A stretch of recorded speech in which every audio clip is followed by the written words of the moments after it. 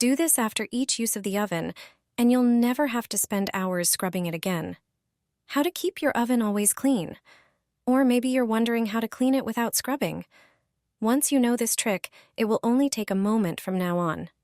When you cook dinner or supper in the oven, grease, sauce, or cheese can make a mess. After dinner, all that remains are the burnt-on bits. But there's a way to handle it. If you do this right after using the oven, getting it clean will only take a moment. And there's no need for scrubbing. When your oven is empty and turned off, get a bowl. Pour in just under 100 milliliters of vinegar. Boil a liter of water in a kettle. Pour the boiling water into the bowl with the vinegar. Place the bowl in the oven and close it. Leave the bowl inside for 20 minutes. After this time, open the oven. Look at how steamed up it is. It will be easy to clean now. Wipe the glass with a clean cloth. See how dirty it was. Now, wipe the inside of the oven. Soak the cloth in the vinegar water. You can continue cleaning the oven now.